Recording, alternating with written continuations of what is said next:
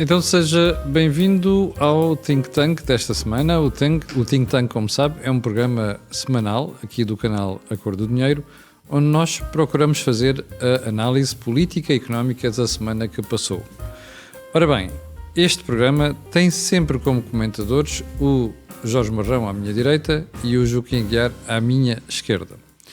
Por onde é que vamos começar hoje? Olha, antes de mais vamos começar pelo disclosure, que é lembrar que a Cor do Dinheiro tem uma parceria com a Prozis e que este programa ainda tem ajuda à produção do grupo Sendis Alidata. Ora, por onde é que vamos começar? Pela moção de censura do Chega ao Governo. Esta moção de censura indicia ou leva-nos a analisar aquilo que pode ser o futuro da direita em Portugal. Segundo tema, a remodelação. António Costa já devia ter remodelado o Governo. E se não, como efetivamente aconteceu, ainda vai a tempo? Ora, Joaquim Aguiar, vamos começar pelo menos primeiro pela moção de censura do Chega. O que é que isto nos diz sobre o estado da direita e o futuro dessa mesma direita nos próximos meses? Em primeiro lugar, diz-nos que a direita precisa de oportunidades para falar. E isso significa que tem que utilizar o canal que tem disponível, que é o canal Parlamento. E, portanto, utiliza o Parlamento para falar politicamente, porque, do ponto de vista dos órgãos de comunicação oficiais, a direita não tem nada de interessante para dizer e, portanto, não consegue captar as agendas noticiosas. Portanto, precisa de um pretexto para falar. Só que, como acontece com os maus alunos, sempre que têm um pretexto para falar, afundam-se ainda mais. Isto é, de facto, foram chamados a prestar provas e não conseguem fazer mais do que repetir as críticas que já dizem há muito tempo, sem conseguir prender a atenção, quer dos órgãos de comunicação social, quer dos eleitores. Porque os eleitores também não mexem em relação ao que foram as últimas eleições. O que significa que o país não está apenas bloqueado, está estagnado. Neste tipo de situação, quando não surgem alternativas,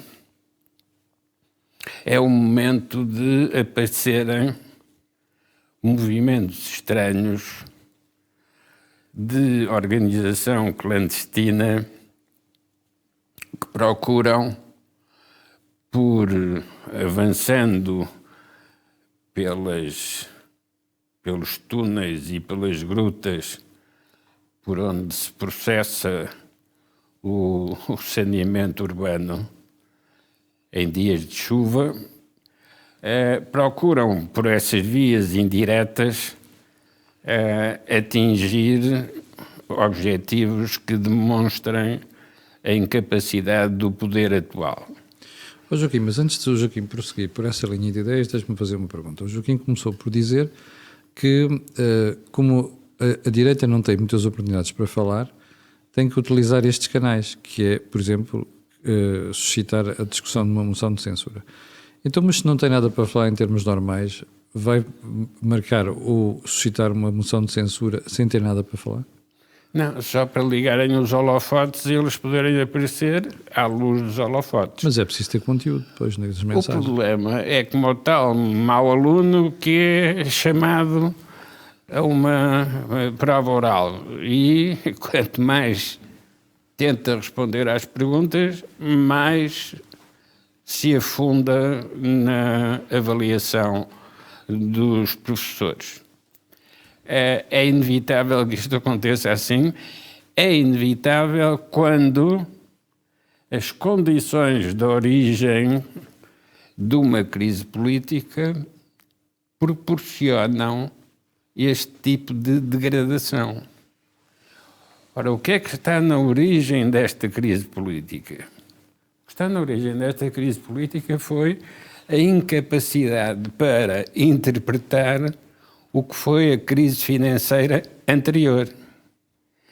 Como não se quis interpretar isso, passou-se a criar e construir uma nova orientação política na base da mistificação. Mas isso é na esquerda, Joaquim, não é na direita. Por isso é que eu estava a perguntar se isto indicia o que vai ser a direita em Portugal. É mais na direita do que na esquerda, porque na esquerda este bloqueamento traduz-se na incapacidade de atrair eleitores. Embora o PS tenha tido uma maioria absoluta. Sim. Não? Bom, mas na direita este efeito é a mordaça, isto é, estão silenciados, não é silenciosos, é silenciados em relação àquilo que desapareceu do seu passado e que está na origem desta crise. E o que desapareceu do passado da direita foi centros de acumulação de capital. A partir do momento em que não há acumulação de capital, há a tendência para o recurso à dívida.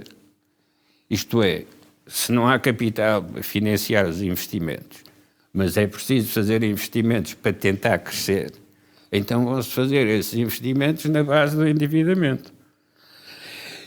Isto que a direita resolveu nos anos 30 e 40, criando centros de acumulação de capital, a esquerda, depois do 25 de Abril, não conseguiu resolver porque se intrometeu o processo das nacionalizações. Depois, o processo das privatizações. Resultado, a esquerda nunca teve um projeto estável, consistente de desenvolvimento, a não ser a parte distributiva. E então distribuíram tudo, o que tinham e o que não tinham. Joaquim, mas como é que tudo isto se liga ao atual momento da direita e ao que é que esta moção de censura pode querer dizer para o futuro próximo? A atual situação da direita, que é uma situação de estagnação, resulta de ter fracassado o projeto de modernização que aconteceu com as maiorias absolutas do PSD. Porque não conseguiram voltar ao processo de acumulação de capital que vinha dos anos 50 e 60. O que acontece é que este efeito de memória agrava ainda mais a prestação das provas, isto é, o tal aluno que é chamado à prova oral tenta lembrar-se de quando tinha boas notas e quanto mais recua no passado para o tempo em que tinha boas notas, pior é a prestação da prova oral, porque não está ajustado àquilo que lhe é perguntado. E é essa, de facto, a dificuldade da direita. Não é que a direita não saiba o que quer fazer, não sabe como é que pode tornar interessante isso que quer fazer. E se não tornar isto interessante, nunca conseguirá melhorar a sua prestação eleitoral. Deixa-me ouvir aqui a opinião de Jorge. Jorge, a mesma questão para ti. O Chega consegue, com esta moção de censura, pôr em sentido quem está à sua esquerda, tanto a Iniciativa Liberal como o PST, no sentido em que está a tentar condicionar aquilo e passar para a opinião pública a ideia de quem é que lidera a direita. Ora, isto muda alguma coisa no panorama atual? Mais do que mudar, revela o problema que o país mergulhou. Eu julgo que o problema que o país tem não é um problema da direita. O problema que o país tem é um problema da governação socialista que estatizou o país e tornou-o dependente da despesa pública. E, portanto, e acho que o termo direita aqui até é prejudicial, no sentido em que os órgãos de comunicação social e toda uma narrativa à esquerda quer falar na direita, porque a direita, associada ao Estado Novo, a eventual ditadura, no fundo foi sempre essa a estratégia da esquerda desde o 25 de Abril, nunca a perderam. Ainda me recordo no famoso debate entre Mário Soares e Freitas do Amaral, em que Freitas do Amaral tinha utilizado na campanha o nome Para a Frente de Portugal e Mário Soares foi aos arquivos e verificou que num dos opúsculos feitos por Salazar em 1920 e tal, tinha a tal frase Para a Frente de Portugal e acusou Freitas do Amaral como fascista ou um potencial fascista e depois até veio ser Ministro dos Negócios Estrangeiros de José Sócrates. Portanto, a estratégia da esquerda é sempre igual e, portanto, não vale a pena nós irmos para aí. Agora, o que revela é o problema que o país tem. A alternativa ao PS não está organizada e está mais preocupada em encontrar, e esse é o problema que salta disto, está mais preocupada em encontrar as suas diferenças e as suas convergências do que olhar para a frente e para o país e dizer, mas afinal o que é que o país precisa? Mas por isso é que eu trouxe este tema para o programa, Jorge. Pronto, está bem, mas vamos então partir, como se diz, o elefante às postas, senão não conseguimos comê-lo todo. A abstenção do PSD revela o problema da governação em Portugal. Um exemplo em concreto, que se passou hoje. O mesmo Primeiro-Ministro que vem explicar que era preciso renacionalizar a TAP, vem agora dizer que é preciso privatizar totalmente a TAP. Esqueceu-se das caravelas. Hã? Esqueceu-se das caravelas. Mas a pergunta é, como é que fica a coerência política em Portugal? Não há. E o PSD, perante isto, tem dificuldade em mostrar coerência política. Mas porquê? Porque tem dificuldade em mostrar coerência porque percebe uma coisa muito importante, é que o país está mesmo refém das políticas públicas. E cada vez que se fala em políticas públicas, o PSD tem medo de falar porque, obviamente, vai ter que mexer nisso. E isso é mexer nos interesses instalados. Pois. E depois mexer nos interesses instalados tem consequências eventualmente eleitorais. Perde-se votos. Qual é, na minha opinião, o erro do PSD?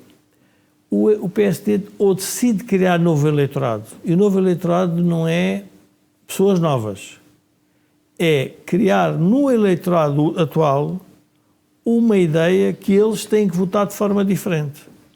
Porque o eleitorado também se apercebe, isto é como mais ou menos, há pouco falávamos na evolução das taxas de juros. As pessoas até as taxas de juros subirem, continuavam a consumir, agora já estão a parar. Pronto, já perceberam que há um problema. Estão a apanhar um susto grande. Pronto.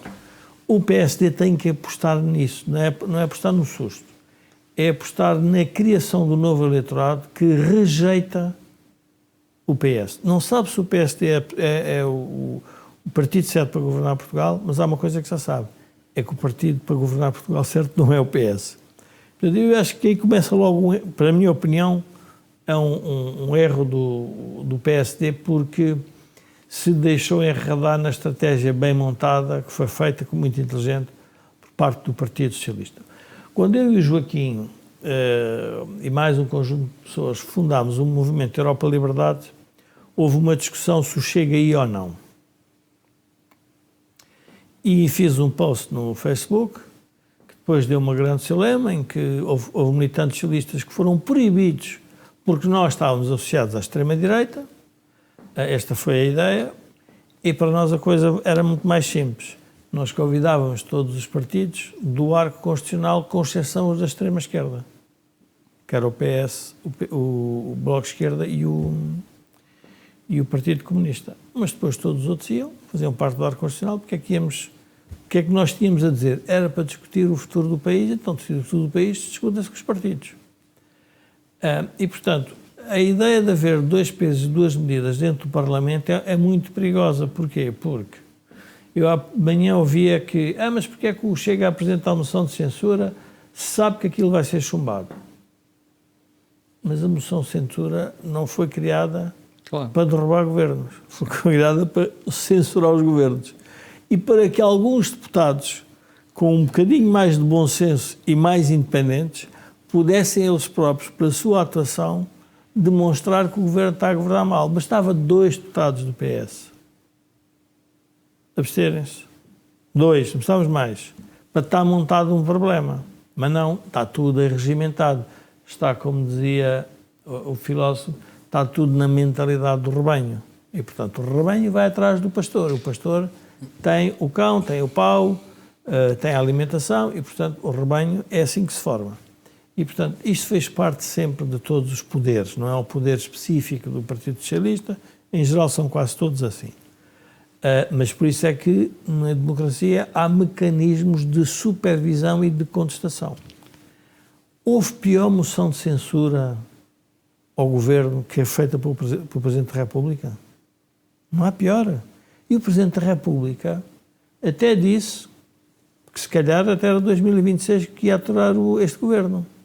Mas não se coibiu de dizer isto está errado. Portanto, esse é logo um princípio que em democracia nós temos que aceitar que o outro tem direito a censurar o seu oponente. Mas porquê que... Agora, a estratégia, cada um fará a estratégia, obviamente o Chega, presumo que montou esta estratégia de fazer a moção de censura porque acha que vai tirar dividendos disso, senão não o teria feito. Se quis esclarecer, o panorama à direita... Tu achas que é um erro o PSD não apresentar uma moção de censura, por exemplo? E deixar o Chega sozinho ter... É óbvio que o PSD devia ter feito isso há mais tempo. Há mais tempo. Porque o PSD... Vamos lá ver, o PSD, não sendo um partido de protesto, é um partido que tem uma obrigação acrescida de fazer muito mais supervisão, muito mais escrutínio. O PSD pode estar a fazer uma coisa que é uma espécie de... Quem domina as regras do baile e quem é que pode ser convidado a entrar? Mesmo que ele seja um arruaceiro, mas se ele se comportar de acordo com o dono da regra, ele até pode entrar no baile. O PSD está a cometer um erro que é não afrontar o que está em cima da mesa em Portugal neste momento. E porquê é que tu achas que isto está a acontecer? Porque o PSD não se curou do trauma que foi quando o Pedro Passos Coelho fica 2 anos no Parlamento e depois entra Rui Rio e depois aquelas disputas permanentes, aquelas guerras internas, o PSD não se reconciliou consigo próprio. E isto é evidente. A forma mais fácil do PSD resolver este problema, na minha opinião, porque não tenho informação nenhuma privilegiada, zero, nenhuma. Falei com nenhum dirigente do PSD. Mas eu vejo que a forma mais fácil é abster-se. Porque senão tinha um problema, se calhar, dentro do partido. Criava-se já um lista. Não, nós não podemos estar ligados ao Chega. Nós não podemos estar ligados à Iniciativa Liberal. Nós temos que ir sozinhos. Não, nós somos o partido... Mas eu a abstenção desta vez percebo. O que não percebo é porque é que o PSD até agora não tomou liderança. Na minha opinião, devia fazer devia usar de forma, obviamente, não frequente nem abusiva, claro, mas ter 1 ou 2 temas que acha que realmente é uma censura muito séria ao governo. E, portanto, eu julgo que isso... A dificuldade que há hoje na política é o PS ser um partido, é um antibiótico de largo espectro, portanto, nacionaliza como privatiza, sim, a mesma companhia, com o mesmo Primeiro-Ministro, só mudam os ministros. Até ontem o salário mínimo, a parte ia pagar IRS, hoje já não vai pagar IRS, ou seja, isto é... Mas demonstra disse uma coisa hoje e outra amanhã. Mas demonstra uma coisa importante, demonstra a capacidade que o PS tem de estar sempre no poder, custo custar. Pois, mas ao fim de 7 anos, Jorge, a oposição já tinha a obrigação de ter questionado isto. O PSD ainda não parou. Eu estava a pensar no que o PSD já provavelmente parou, mas não retirou todas as consequências disso. São 12 anos. Arrisca-se a serem 12 anos sem governar no país. E a democracia, a saúde da democracia, como se viu na maioria absoluta de Cavaco Silva, e depois viu-se também na maioria absoluta de José Sócrates, e está-se a ver agora de António Costa, a melhor coisa é sempre a alternativa com um projeto diferente, mas tem que ser um projeto decididamente diferente, porque uma outra dimensão que me está a preocupar é que está-se a pôr na política a ideia que é uma questão só ética e moral e uma questão de competência. Não. é uma questão também de projeto. Sim. O que é que nós queremos para a sociedade? E, portanto, ao querer meter tudo no Ministério Público e nos tribunais, e ao querer meter tudo nos, como eu digo, nos moralistas modernos, nos novos inquisidores, é toda a gente que fala sobre todos os políticos, são todos os bandidos, que são isto, aquilo, aquilo outro, principalmente os do adversário, seja ele colocado em questão, isto torna a política um bocadinho vazia, porque desce para a política da nobreza dela, que é, eu tenho um projeto para Portugal, provavelmente o final é mais ou menos igual, queremos chegar ao mais ou menos ao mesmo sítio, a melhoria de vida de todos, melhores condições, o que se quiser, uma sociedade mais justa, mais igualitária, mas eu prefiro seguir este caminho. E vocês seguem este, pronto. Tem que se dizer isso às pessoas, não se quer fazer isso. Depois a demonização do Chega. A demonização do Chega é estranha na medida em que parece que o Chega nasceu como um fenómeno português. Não. O Chega é produto de um fenómeno europeu. Sim, já tinha acontecido em Itália, Alemanha. Não, o fenómeno europeu. Como a social-democracia portuguesa é um produto europeu, Sim. como os conservadores, democratas cristãos portugueses são um produto europeu. E o socialismo? Nós não estávamos na Europa no Estado Novo, tornámos europeus. Sim. E o Chega é o aparecimento de uma força à direita com uma tendência que o norte da Europa traz. Quais são as consequências? Vamos ver. Agora, não se iludam. Não é André Ventura que de repente acordou e tem um poder mágico e divinatório e diz, não, a solução do país é com o Partido Chega. Não, é uma leitura que os europeus em geral estão a fazer sobre o que se está a passar. Olhemos para a questão da imigração. Não sei se todos vieram ou não, mas gostava também para as pessoas perceberem para a questão da imigração. Agora, eu e o Joaquim falávamos no Think Tank há uns anos sobre a imigração e o que deu no Brexit. Sim, agora a Ursula vocês é que dois falar... foram os primeiros a chamar a atenção para o facto do Brexit ter sido resultante do problema de imigração na Europa. Pronto, e agora a Ursula vem falar que é preciso uma política migratória. Acordou agora e foi porque foi a Lampedusa, porque senão pronto, não tinha... imigratória europeia, depois de terem nascido todos os partidos que estão a condenar a forma como se feita a imigração? O que é que está a acontecer? É que os políticos estão a ir atrás dos acontecimentos e não estão a conduzir os acontecimentos. É verdade. O PSD está exatamente igual. O PSD, na minha opinião, está a ir... Eu acho que o maior erro, na minha opinião, do PSD tem... Eu julgo que tem o projeto certo, na medida em que tem uma história de governação em Portugal que é muito mais consentânea para uma sociedade que quer crescer, que é a iniciativa privada, defender o capital sem medo nenhum, defender o capital no sentido de é preciso respeitar o capital, é preciso responsabilizar mais os cidadãos e não transferir tudo para a esfera do Estado, como se o Estado pudesse resolver o problema de tudo e todos ao mesmo tempo. O PSD nisso claramente anda a apanhar bonés. Teria uma vantagem. O que eu acho que não anda a apanhar bonés, está preocupado com os resultados eleitorais. E eu acho que os resultados eleitorais, para além de serem consequência da reprovação da governação do PS, também só poderão ser maioritários se for um projeto que as pessoas sintam, afinal isto até pode ser diferente, porque é que não vamos apostar? Joaquim, o PSD e a direita, segundo depreendi das suas palavras há bocadinho, está preso dentro de uma espécie de uma gaiola que tem a ver com não reconhecer os problemas do passado e saber agora apresentar uma alternativa ao PS. Ora bem, qual é a forma de sair disto? É que já vimos aqui várias vezes o PSD para defender o capital ou para defender a iniciativa privada tem receio porque entretanto vai ser cilindrado pelo PS e vão acusar de estar a favorecer o grande capital e por aí adiante. E não sai disto. E esta espécie de condenação a que a esquerda votou o PSD tem o PSD paralisado. Como é que sai disto? Camilo, na religião protestante, especialmente na Igreja Americana, há uma figura que se chama o nascer outra vez. A reencarnação. Os born again. Sim. Ora bom, o PSD precisa de nascer outra vez. Mas como é que isso se faz, Joaquim? E precisa de nascer outra vez do mesmo modo que foi gerado da primeira vez. Isto é, o PSD nasce do fim do marcelismo, essencialmente composto por marcelistas, Sim. no sentido Marcelo Caetano, e depois envergonhou-se disso. Em lugar de ter assumido claramente essa linha de continuidade, não.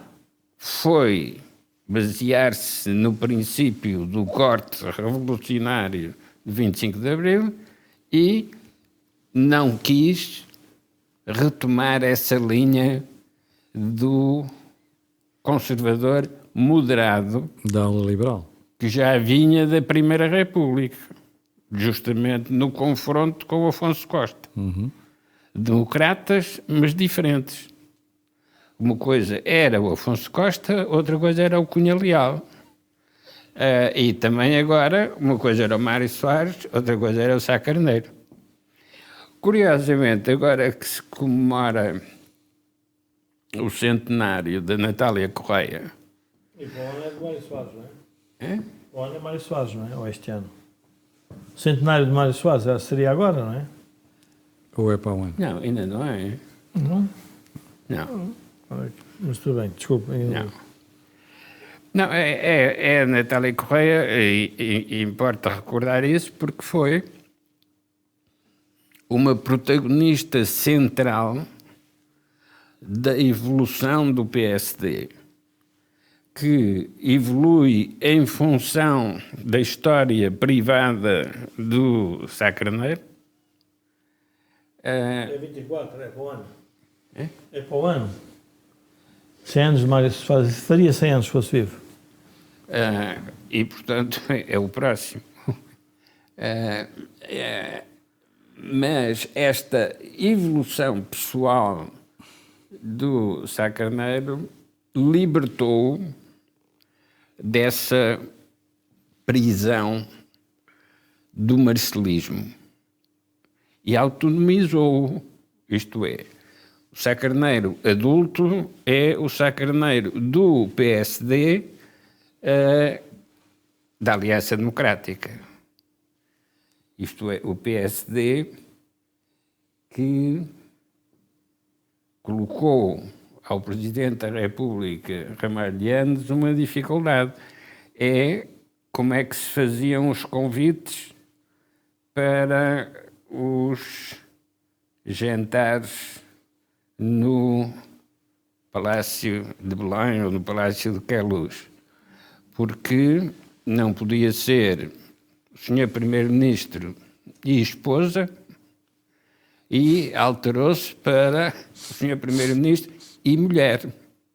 E, portanto, já não precisava passar pela Igreja para ter esta legitimação do ponto de vista pessoal. Ora, bom, este período de transformação do PSD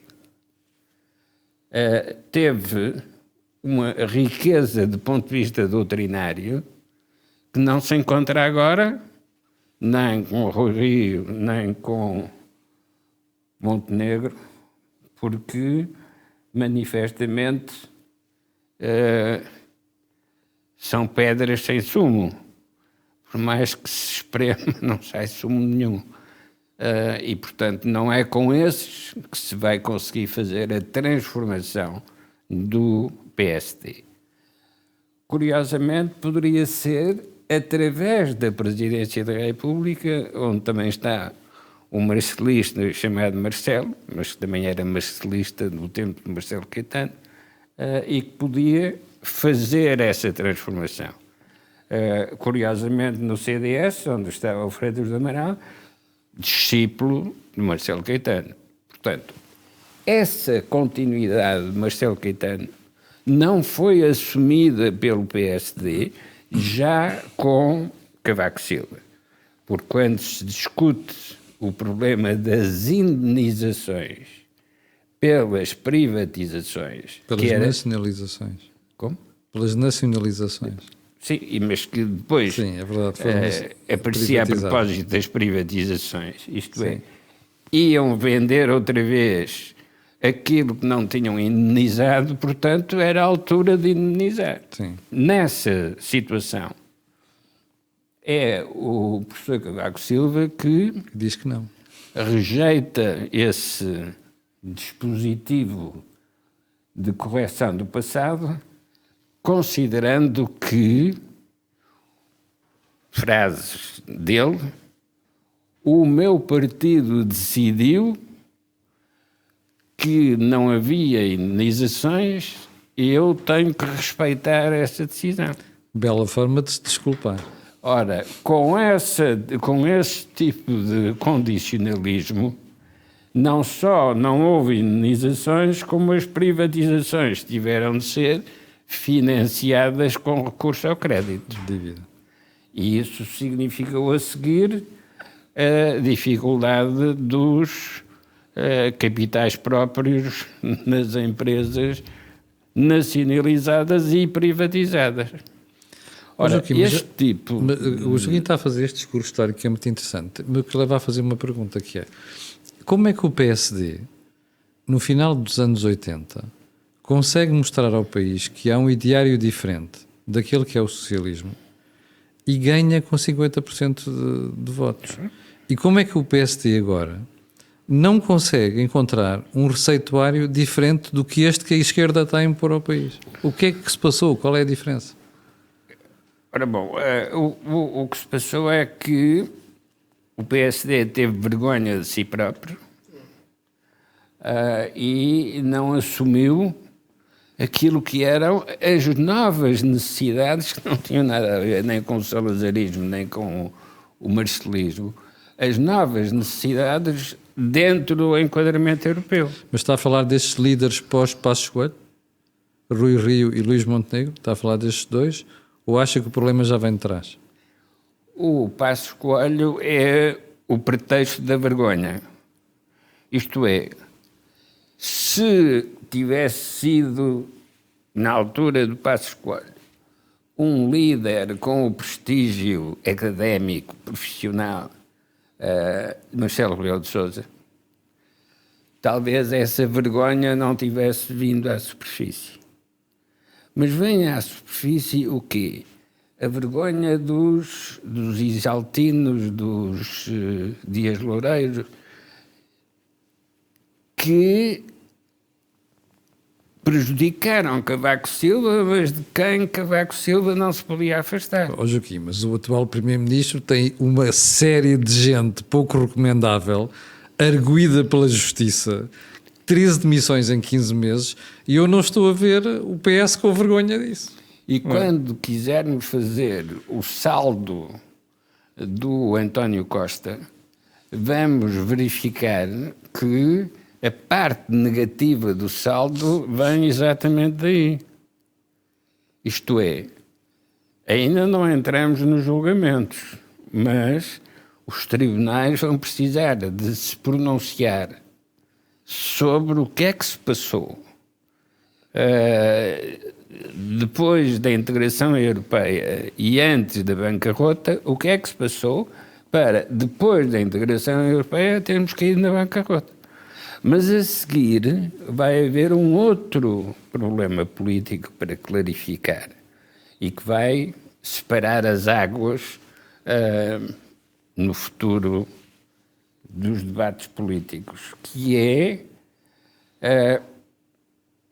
porque é que não se reconheceu a culpa pela bancarrota e, ao não reconhecer essa culpa, não se fez o ato de contrição que era nunca mais se repetirá a mesma situação. Ora, isso significa que continua em aberto as duas tradições da política portuguesa. A tradição liberal, cautelosa, equilibrada, rigorosa na balança de pagamentos, que é a tradição do liberalismo moderado. Mas continua também a tradição do intervencionista estatal, seja o secretário do Rei, o Marquês de Pombal, seja o Ministro das Finanças, que autoriza o excesso de dívida, seja para comprar comboios no século XIX, ou para fazer estradas no século XX. Estas tradições da política portuguesa mostram que as continuidades existem, mas nós só falamos das rupturas. Ou seja, não temos memória do que fizemos e só nos recordamos dos golos que marcamos. E, portanto, quando vamos para uma nova disputa desportiva, lembramos-nos dos golos que marcamos, mas esquecemos os golos que sofremos. Este tipo de memória seletiva é um perigo para as sociedades pobres, porque de cada vez que tentam crescer, recordam-se do que era a situação anterior e, por isso, simplesmente distribuem antes de crescer. Aconteceu-nos isso com o wolframio, vai acontecer outra vez com a nova possibilidade de um novo wolframio, que é... O lítio. Que é o lítio. Que é o Agora, lítio. sim. Exatamente. Ora, na altura do wolframio, nós só desenvolvemos porque era necessário para o esforço de guerra da Alemanha. E isso significava também que era necessário para o esforço de guerra dos que não eram da Alemanha, mas contra a Alemanha. E, portanto, nós tínhamos dois tipos de compradores para esse produto. Agora, para conseguirmos explorar essa oportunidade, precisamos da escala europeia. Isto é, a Europa que pode ser o comprador com dimensão suficiente para fazer os investimentos necessários à criação desse valor económico do lítio. Portanto, estas repetições aconselham que a memória política seja também uma memória histórica. Se for uma memória histórica, nós temos a identificação dos erros e podemos não repetir. Se for só memória política, vamos repetir os erros porque vamos repetir as situações em que ficamos dependentes desses recursos que são falsos, porque são temporários. Jorge, esta camisa de 7 varas em que o PST está metido, resolve-se como? Corta-se como? Solta-se como? Eu diria com Cavaco Silva. Mas Cavaco Silva está muito... Já está retirado. Mas como é que se resolve olhando para Cavaco Silva? Acho que pode ser útil ao passar Carneiro. Eu tenho, quer dizer, a minha experiência profissional sobre estratégia empresarial não é comparável, mas pode ajudar aqui para as pessoas perceberem onde é que eu acho que o PSD está a cometer, na minha opinião, está a ter uma tática que não é estratégica. Ou seja, eu se tiver um concorrente que me está a ganhar sempre, eu não consigo mudar os fatores de alteração de concorrência de um dia para o outro. Não consigo. Tenho que reconhecer que ele está à minha frente. Mas então eu tenho que montar uma estratégia de longo prazo para que esses fatores com que ele concorre possam não ter valor a prazo. Jorge, mas 7 anos é longo prazo. Pronto. E o PSD não está a resolver isso. Pronto, mas então, por isso é que eu trouxe Cavaco Silva. Cavaco Silva decidiu ficar 10 anos calado. A minha sugestão há uns programas, não sei se recordas, era que o PSD entrava mudo e saía mudo no Parlamento. Deixava o PS a falar sozinho, com a extrema-esquerda, com a Iniciativa Liberal e com o Chega. Porque o PSD tem que encontrar uma fórmula que não é a forma de abertura do telejornal. As pessoas querem que o líder do PSD, hoje, que mude completamente o panorama do país relativamente ao PSD. Mas espera aí uma coisa, mas como é que isso se faz? Em movimentos sociais. Nós estamos a falar em movimentos sociais. Nem os próprios simpatizantes do PSD, porque repara, há aqui um outro aspecto que nós temos de ter em consideração. Nem os próprios militantes e simpatizantes do PSD, quando votam de forma que, inequivocamente, este é o nosso líder para chegarmos a uma maioria brutal e absoluta. Não votaram assim. Estavam divididos. Portanto, o projeto do PSD tem que ser um projeto estratégico. Mas estratégico é saber estar na oposição e saber esperar. Porque julgar que só pela má governação e porque são presos ministros ou são presos secretários de Estado ou o Presidente da República criar atrito ou fricção não vai ser suficiente para conquistar o país. Porque conquistar o país é ter uma maioria expressiva para fazer reformas. Eu cada vez mais me convenço que a solução para o país é encontrar um futuro líder do PSD, ou o atual líder, ou quem for, e um do PS, que os dois percebam que é melhor, porque, Camilo, os movimentos históricos não se podem analisar numa perspectiva de semanal. Nós ainda hoje falamos em Salazar. Já passaram 50 anos sobre Salazar. O que é que Salazar deixou? É o que o PS vai deixar ao país. O PS vai deixar o país, mas se calhar nós não vamos assistir, ou podemos não vir a assistir, à queda do PS. Podemos. Mas há uma coisa que sabemos. Vai cair de forma redonda. Porque percebemos que isto não é maneira de fazer um país crescer e tornar-se mais próspero, a pedir dinheiro à Europa, a pedir a credores e a tributar aos portugueses. Toda a gente percebe isso. Não é preciso tirar nenhum curso de economia nem de ciência política para perceber que uma vida assente nisso, sem haver capacidade de empreender e capacidade de produzir, o país não pode crescer agora. O que é que acontece ao país? Eu hoje saí de Lisboa e fui para uma cidade pequena do interior. E entrei no supermercado para comprar uma água e depois olhei para o supermercado e fiquei fascinado. Fiquei fascinado ao mesmo tempo, estupefacto. Às 9 da manhã, o supermercado estava cheio de reformados, muito felizes de poderem estar ali a comprar, porque têm reformas asseguradas. E eu pensava assim, as pessoas estão felizes a consumir. Pois. Nós temos de ter noção disso.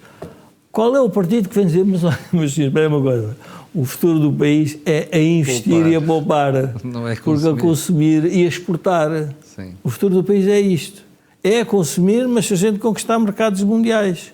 Não é a consumir com déficits e com dívidas e com União Europeus e com PRRs e com agendas 2030 e agendas mobilizadoras e essas narrativas todas fantásticas.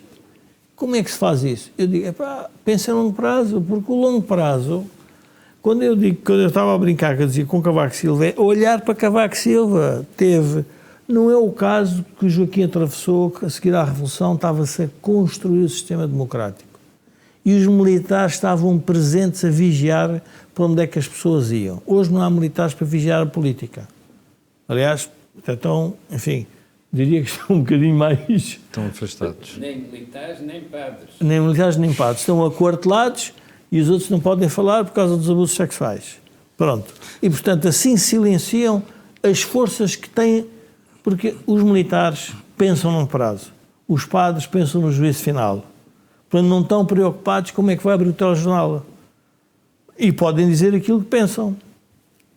A gente anula essas forças na sociedade e depois o que é que queremos?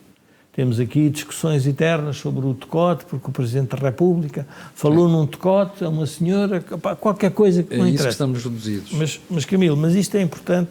Onde é que eu queria chegar? Nós não vamos ter, se calhar, a oportunidade de ver uma grande transformação no país, porque tão rápida como as pessoas que não estão de acordo com o que está a passar gostariam, porque a história e os movimentos sociais é mesmo assim. Levou tempo para a sociedade portuguesa aceitar a revolução e participar ativamente, e foi um grupo pequeno que fez isso. Eu gostaria de voltar ao Chega, porque acho que há uma coisa que as pessoas têm que... Porquê é que o Chega, na minha opinião, assusta a direita? A direita em Portugal é uma direita que teve que, parece que ter uma espécie de um salvo-conduto para existir da esquerda. Tem que ser uma direita educada, com modos, porque senão rapidamente era considerado fascista. As pessoas da direita em Portugal que saíram da União Nacional e da ala liberal era tudo gente com recursos, altamente formada, com já carreiras na administração pública, e a administração pública no Estado Novo era muito exigente, portanto era a administração pública muito forte, portanto era uma direita elitista, era uma direita que andava nos salões. Burguesa. A direita de André Ventura não é assim. A direita de André Ventura assusta toda a gente porque é do povo. Sim, é o pé descalço. É do pé descalço. É uma direita dos problemas do povo.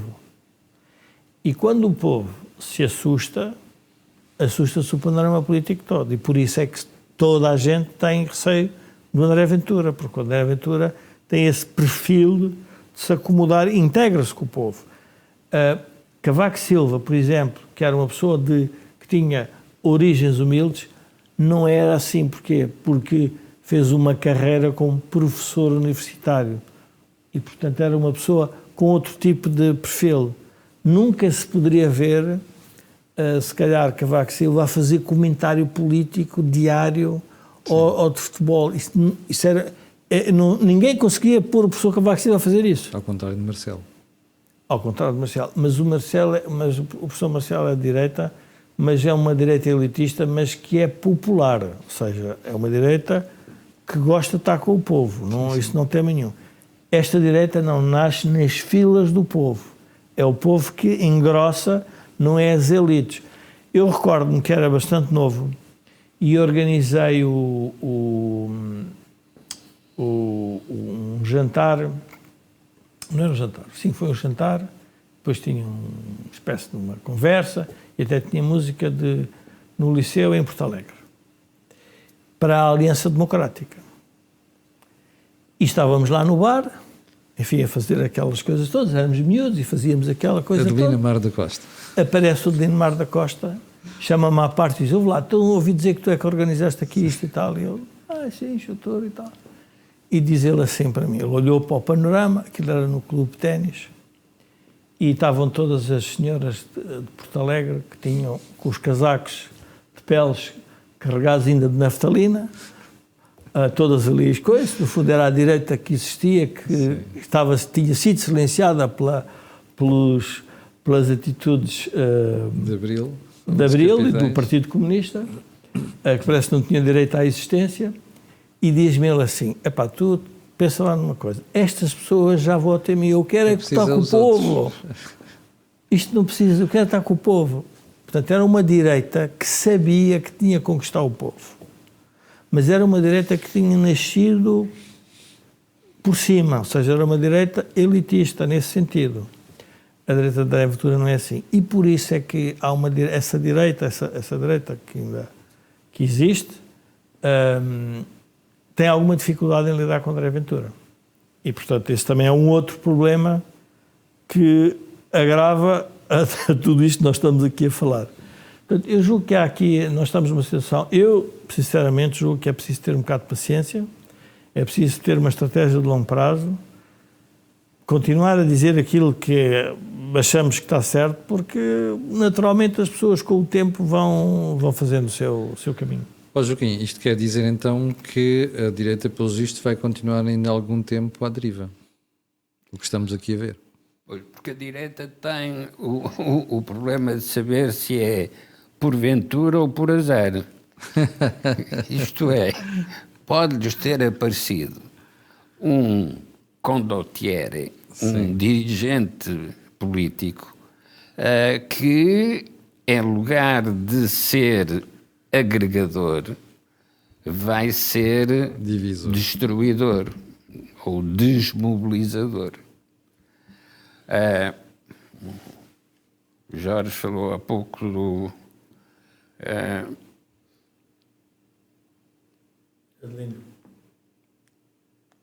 Adelino Mar da Costa. do Adelino Mar da Costa.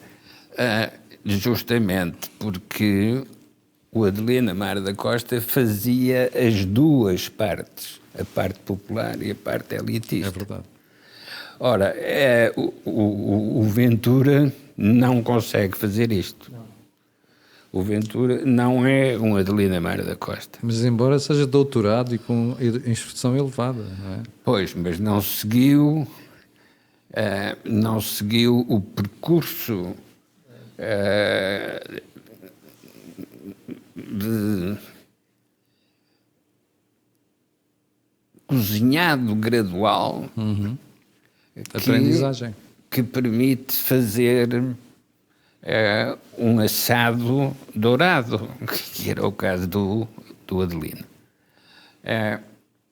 O caso do Ventura, justamente, não se sabe se é por azar, se é por ventura, tem a ver não apenas com ele, mas com aqueles que ele conseguiu mobilizar e colocar nas funções dirigentes, que são muito mais rudimentares do que eram os companheiros do Adelino Mar da Costa quando fundou o CDS.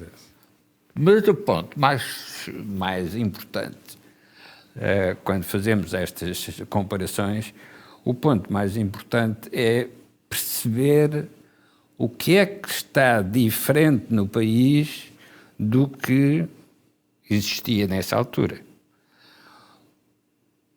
O marcelismo, de que o CDS é um dos produtos, ainda era um regime político centrado na estrutura colonial, ou, se quisermos, a estrutura ultramarina.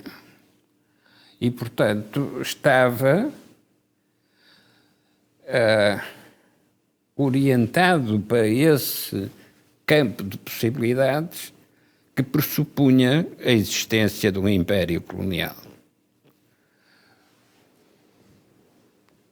Hoje, o que substitui o império colonial é uma realidade completamente diferente, é a estrutura comunitária europeia. Não há transposição de um lado para o outro. Os projetos económicos e empresariais do marcelismo não têm nada a ver com os que são os projetos empresariais de uma economia integrada na Europa. Mas, por outro lado, os apoios sociais e institucionais permitiram a existência do CDS, hoje já não sabem como é que isso se faz. E se quiserem fazer, já não têm estes conhecimentos. Temos de fechar, Joaquim, já passámos uma hora. Já passámos uma hora de programa, temos que fechar. É esse, de facto, o problema de Portugal. Já passou o horário, tem de fechar e, afinal, não disse tudo o que tinha de ser dito, não é? E, portanto, temos de continuar Sim, fica para o próximo programa. Para cenas de próximos capítulos. Porque estas questões vão continuar em aberto. Exatamente, porque, como já reparou, nós hoje estamos a tratar da direita portuguesa, tentando centrar a análise naquilo que foi a moção de censura que o Chega lançou e o papel de protagonismo nessa mesma direita que André Ventura quer ter. Ora, como você viu pelas análises do Joaquim Aguiar e do Jorge Marrão, isto é matéria que vai perdurar no tempo e, portanto, vamos mesmo ter que voltar a isto, se é que queremos analisar o papel que a direita quer ter em Portugal no sistema político. Ora, nós, como somos programa semanal, voltaremos na próxima terça-feira às 17h30. Em todo o caso, antes de irmos embora, quero só lembrar que este canal tem uma parceria com a Prozis e que este programa em concreto ainda tem a ajuda de produção do grupo Sendis Alidata. Fique bem, até à próxima semana e quanto a mim, sim, amanhã às 8 da manhã. Muito obrigado.